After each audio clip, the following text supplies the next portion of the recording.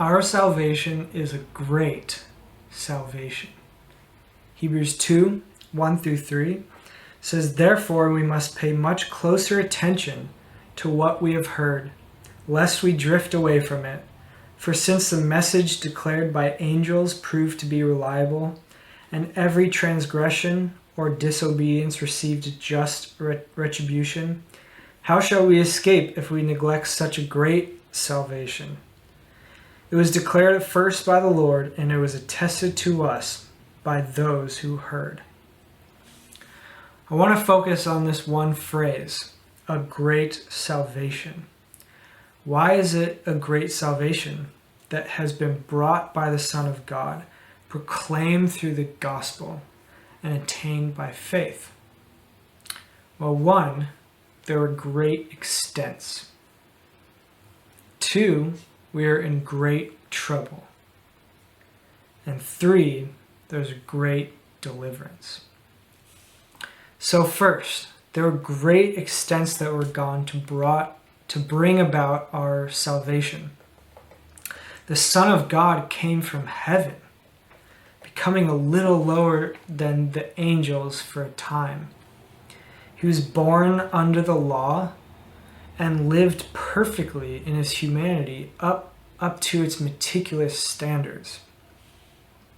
None of us or anyone in the past has ever been able to bear this under the law. He fought with spiritual powers of darkness and continual temptations of every type. There are great extents that he went through to bring about this salvation, and we see it particularly in the cross. The suffering he underwent, the mocking, the blasphemies against the Son of God, and yet he continued through with it, taking upon himself the wrath of God. Great extents were went through for the sake of our salvation. Second, we were in great trouble. We were dead in our sins, walking about in darkness, not knowing what we stumble over. We're blind, deaf. We couldn't hear the glories of God and the truth of God. We only wanted to hear what we want. And we could do nothing about it. As a piece of metal is bent, so we could not bend it back and save ourselves with our own strength.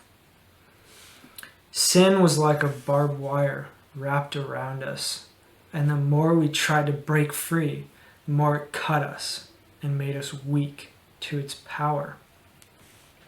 We struggled to get out of it, and we couldn't.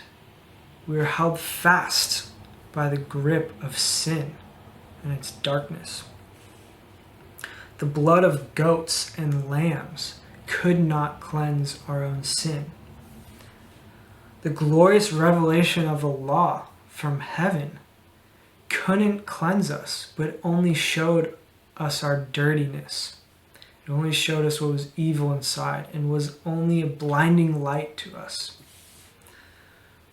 So we were in great trouble. But third, there was a great deliverance, an impossible escape from the clutches of sin and death. As the cords of death could not hold Christ down, so the cords of death and sin were unbound from us, and we were raised with him to the heavens, above sin, above death, above all the dark powers that are against us to threaten salvation. We were raised above them in his resurrection. This is how great a salvation has been wrought for our souls from God. As we pay more attention to this gospel we have heard, we will not drift, but we will hold fast to Christ. We will cling to him more and more, him who saves to the uttermost. This is a great salvation, greater than all the deliverances, movies, talk about and show, greater than all the deliverances in history. Is it great for you?